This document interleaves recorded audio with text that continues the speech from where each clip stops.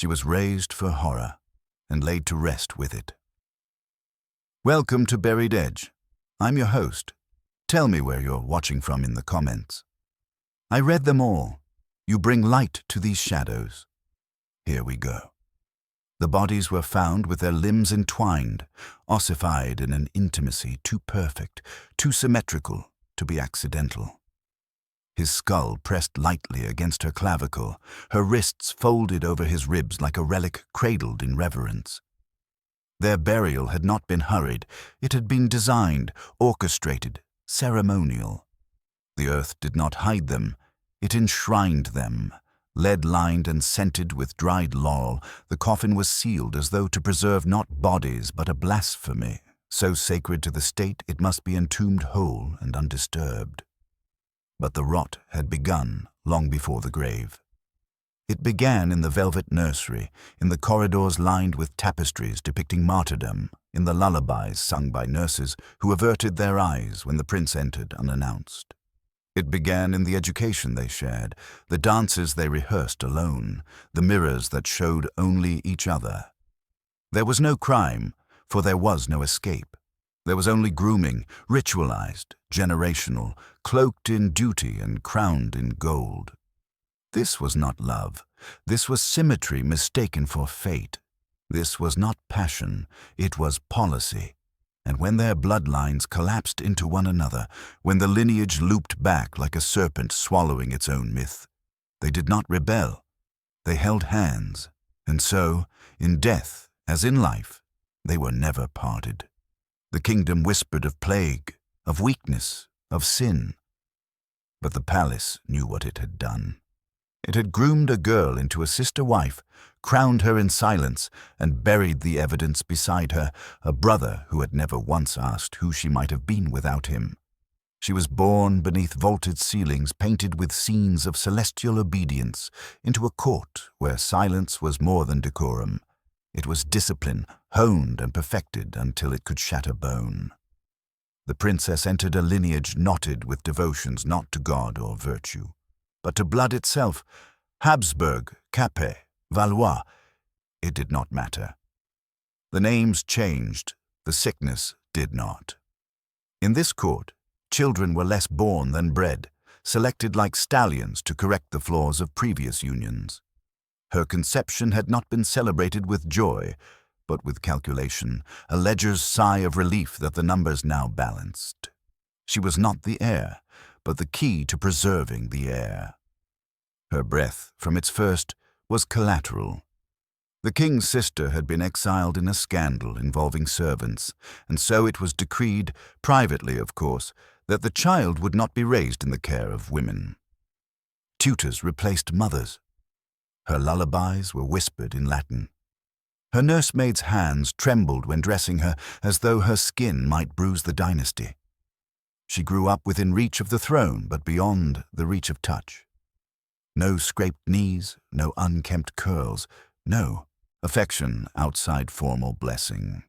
When she cried, the room was evacuated. By age 7, she could recite her bloodline back 14 generations. By 9, she had learned to walk half a pace behind her brother, though they had been born within hours of each other. His was the first name said during court mass. Hers was whispered only during disputes over dowries. Yet they were kept together. In schooling, in portraits, in ceremonial performances designed to display the perfection of the sovereign house. They were inseparable not by affection, but by design. Inseparability was the crown's camouflage. The queen, whose womb had been declared closed and useless after the twins, died quietly during a long Lent. Her passing was marked with 1 week of black drapery and a portrait that quickly yellowed on the palace stairs. The princess remembered only the scent of camphor and the coldness of the queen's hands when she was told to kiss them. Her brother wept because the servants did. She did not. The absence of a queen was filled with protocol. A mistress of robes arrived from Vienna with instructions that contradicted the local bishops. The child was paraded through ceremonies she did not understand, kneeling before relics that seemed to burn her knees through the silk. It was during this time that her brother began to look at her differently. Not with cruelty, but with a curiosity unsuited for a child. He would brush her hair longer than required. He would refuse to dine unless she sat beside him. The court smiled. They called it divine closeness, the favor of twins, the mystical bond of a kingdom blessed with harmony. She did not yet know that she was being polished, not raised. Groomed like a mirror for a prince too fragile to bear reflections that did not adore him. At 12, their portraits were commissioned, he in crimson and ermine, she in pearl and morning grey. They stood side by side, hands not quite touching, but the artist, bribed or bewitched, painted their fingers overlapped, barely brushing. The painting hung above the state gallery staircase. Visitors marveled at their beauty, at the symmetry, at the bloodline's unmistakable unity. No one looked close enough to notice that her expression was not devotion, but resignation. The palace was vast, but its rooms were arranged like a labyrinth that always circled back to him. There were tutors for philosophy, elocution, and celestial cartography, yet their most persistent education was each other. Every hour of separation was bookended by reunion. Each note she played on the virginals echoed his breath. Each passage she read aloud was measured by his gaze. They rehearsed their lives like actors confined to one script, though only one was permitted to speak. The prince, golden-haired and pale as milk glass, had been born with a spine that curved as though reluctant to hold him. He bruised easily, slept poorly, and believed himself chosen. His tutors dared not contradict the each myth. Divine blood must explain away every weakness. He grew not in confidence, but in delusion, convinced that the trembling of his hands was a sign of prophecy, that his sister's silence was loyalty made flesh. He once stood at the cathedral altar during a thunderstorm and proclaimed himself anointed by lightning. She watched from behind the colonnade and said nothing. Adolescence should have fractured their symmetry. Instead, it ossified it. He began to call her by a name that was not hers, a pet name from their infancy, laced with a possessiveness that no one dared question. The court whispered, but not aloud. A cousin who remarked upon their closeness was swiftly sent to a convent infamous for its rat-infested crypts. A chamberlain who intercepted a letter, written in her hand but smeared with tears, was found drowned, his mouth packed with communion wafers. The queen was no longer alive to object. The king, in his opiate-soaked grief, mistook ritual for rule and allowed the children to drift unsupervised, even as they performed elaborate public displays of filial harmony. Dances, religious rites, state processions where she stood like a rosary he clutched to ward off scandal. Her body began to betray her. First blood, then breasts, then the tremor that ran through her spine whenever he entered the room. But obedience had replaced instinct. When he brushed a curl from her cheek, she flinched only once. When he pressed his lips to her temple, she froze, eyes fixed on the crucifix above the hearth. And when he began to dictate her attire, first in colors, then in cut, then in neckline, she obeyed with the blank efficiency of a courtesan trained not to feel, only to perform. The night he first touched her in defiance of God, she did not scream. She folded inward, a chrysalis of grief, and waited for it to end. The room was lit with candles shaped like lilies. Outside, bells rang for the feast of some long-dead martyr. Inside, the air was sickly with roses and sweat. He wept afterward, whispering verses of sacred scripture as though the sin could be absolved through repetition. She wept in silence, so softly that even the walls did not hear. What followed was not love. It was not even lust. It was a haunting made flesh. His obsession grew fevered. Gifts of relics, scraps of saints' garments sewn into her bodices, locks of his hair woven into her girdles. He forbade her from confessing and had her confessor replaced with a priest loyal to the throne. Her soul, once her only possession, was annexed. When her belly began to swell, she was sent to the winter estate for her lungs. The doctor who diagnosed pneumatic congestion received a knighthood. The child was stillborn. Small, malformed, its skin translucent as wax. No funeral was held. No name was spoken. The midwife died of infection a week later. The nursery remained locked, draped in crimson. She returned to court thinner, quieter, adorned in sapphires and denial. He greeted her as though nothing had transpired. The court obeyed. No one mentioned the child. No one acknowledged the stench of rot clinging to the tapestries. They were crowned in the spring, not as monarchs, but as symbols. She, the virgin sister who had restored the purity of courtly grace. He, the prince whose suffering was now cast as divine. In gold thread and crimson velvet, they stood beneath arches carved with scenes of martyrdom. The crown trembled slightly on her head. When he took her hand before the crowd, she did not flinch. She had become stone. But stone does not bleed. Not yet. It began with the plague. Not the Black Death, no, but something slower, more insidious, born not by rats, but by lineage. It moved through the blood of royalty like ink in water, staining everything it touched without form, without mercy.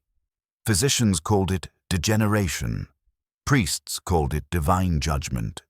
Courtiers called it nothing at all. But it had a face, the prince's face, gaunt and trembling, feverish and yellowing, and it had a mirror, hers, pale and unblinking, so hollowed of expression she resembled the alabaster saints in the cathedral's crypt. His health began to fail in visible increments. The stammer returned, followed by seizures, then hallucinations, whispers behind walls, infants crawling through the hearth, visions of his mother's funeral in reverse. He refused food unless she tasted it first. He locked himself in the chapel for days, carving phrases into the altar with his belt buckle, phrases that mingled Latin with the fragmented speech of a child losing language.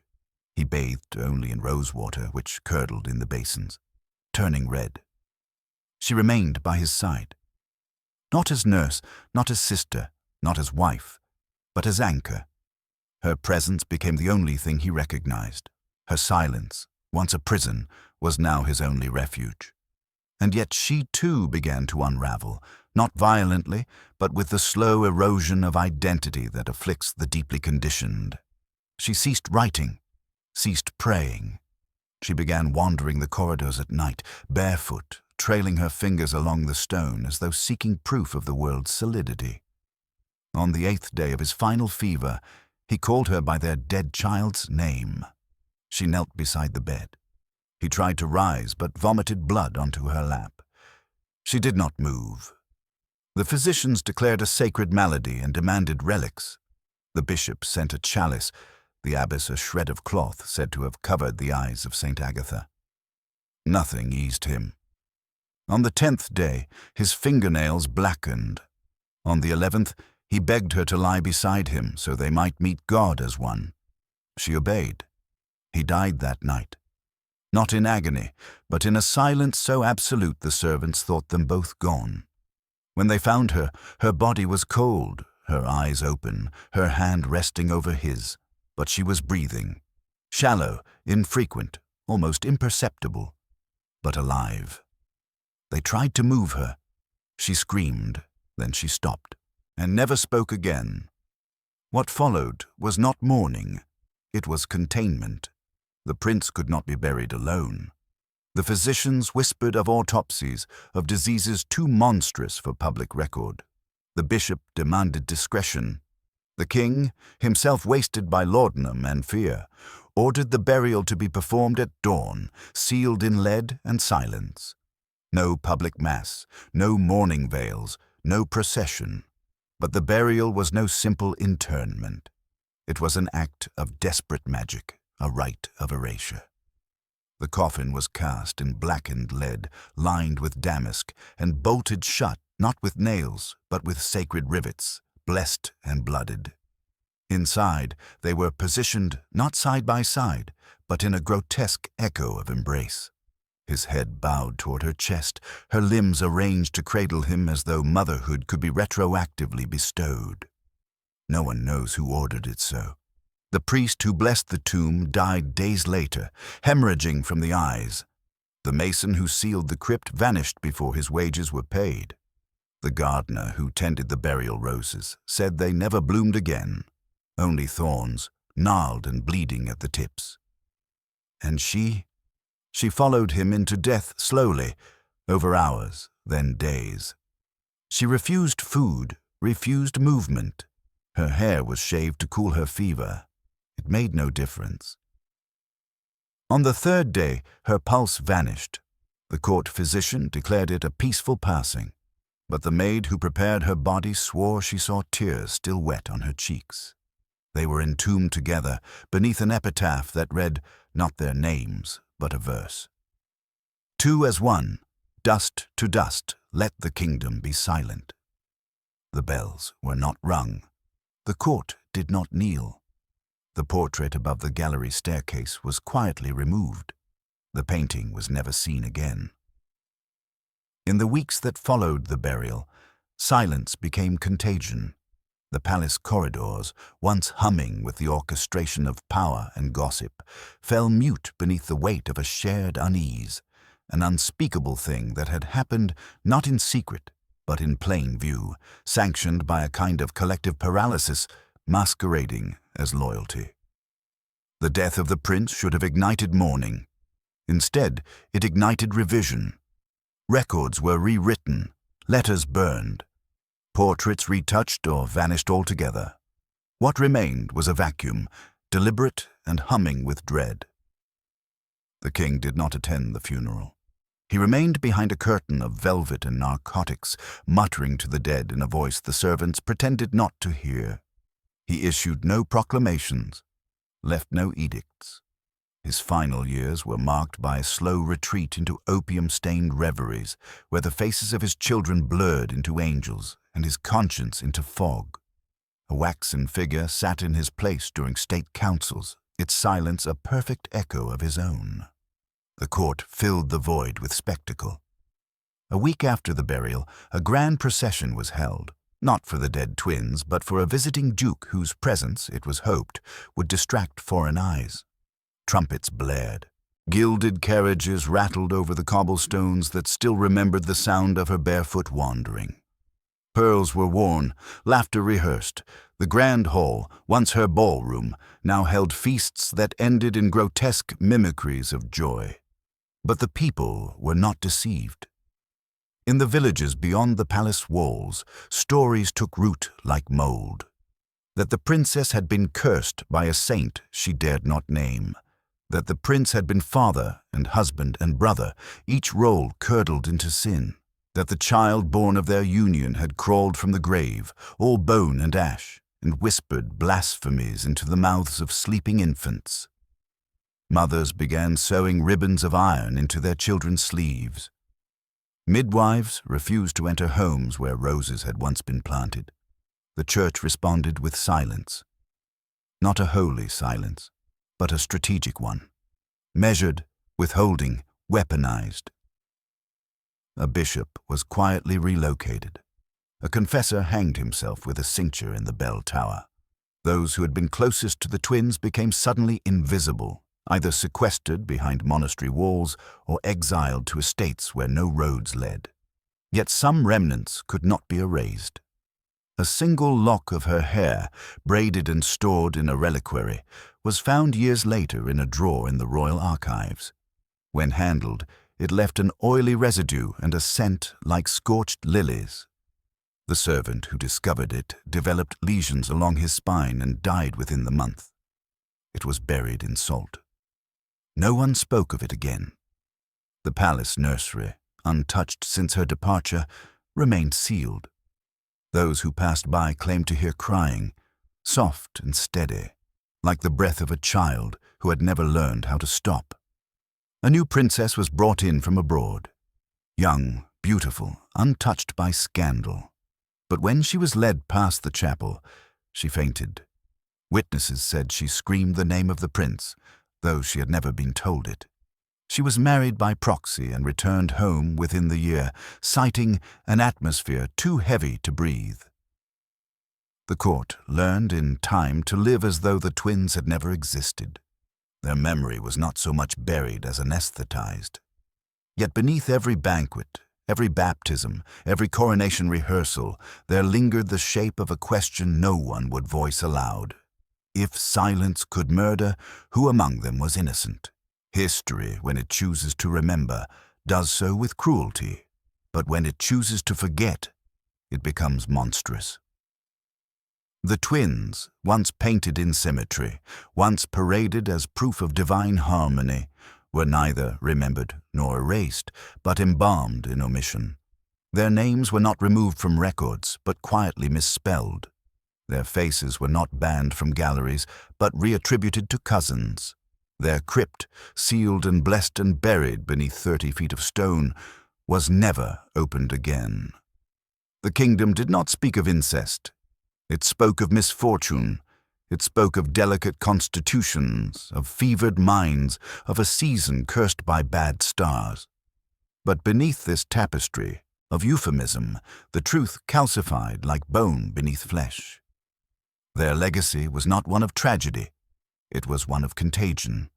Courts that followed avoided the pairing of royal siblings, even for education. New treaties forbade the raising of heirs in mirrored confinement. Portraits of children grew wider in composition, distance painted in where closeness had once been curated. Bloodlines fractured intentionally, diluted by commoners, foreign nobility, merchants' daughters, anything to avoid the echo. But still, the echo came. In the great cathedral's undercroft, pilgrims sometimes left tokens beside the crypt they were told housed saints. A torn veil, a child's ribbon, an old doll with painted eyes scratched out. No inscription bore the twins' names, but the space around their grave became sacred in secret. Women who miscarried touched the walls and whispered.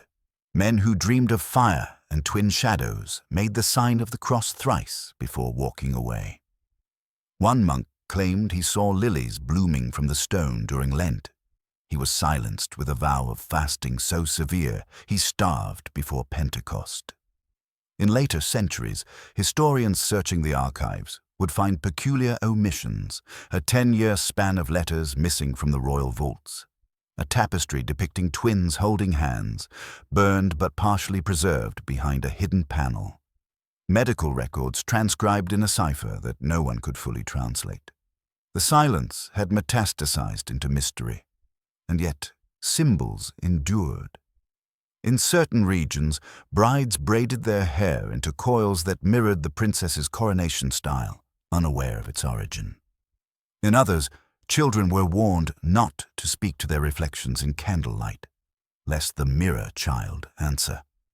A play, long since banned, depicted a brother and sister crowned by a dying king and torn apart by a god in flames. It was performed once.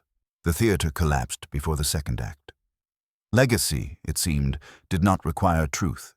It required resonance. And theirs resonated like a bell struck in a crypt. Low, mournful, endless. Even the roses planted above their grave refused to forget. Every spring they bled, thorns red at the tips, leaves streaked with something darker than sap. The gardener assigned to prune them never returned after his third season. His replacement watered them with holy water. The blooms shriveled. The roots spread. In time, the grave became myth. The myth became warning. And the kingdom, desperate to prove its virtue, built an orphanage on the land. It burned within 3 years. There was no plaque. There was no lesson.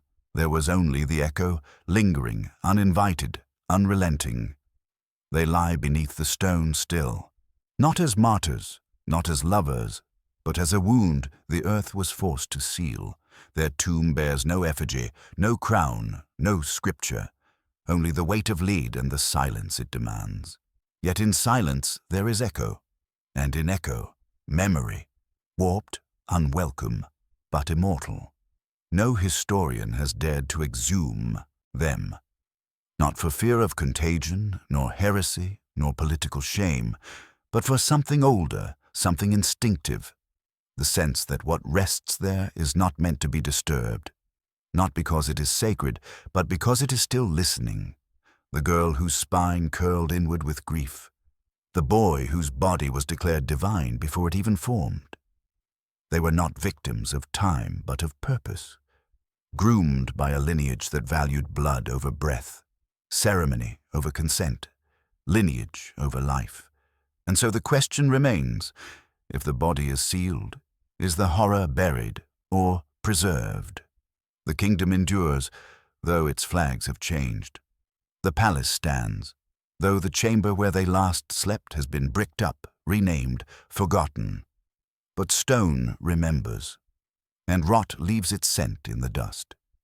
Visitors speak of dreams, of twins whose faces are featureless, whose hands reach out not to bless, but to bind, of roses that bleed through marble, of lullabies sung in Latin by voices that never age.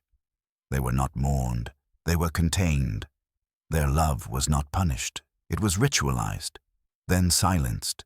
Their death was not an end. It was a monument built of denial. Some legacies are carved in marble, others are buried beneath it. But a few, too grotesque to honor, too sacred to destroy, are left to fester in shadow, fed by silence, sustained by fear, and if you stand too long above their crypt, you may feel it. Not movement, but memory, stirring.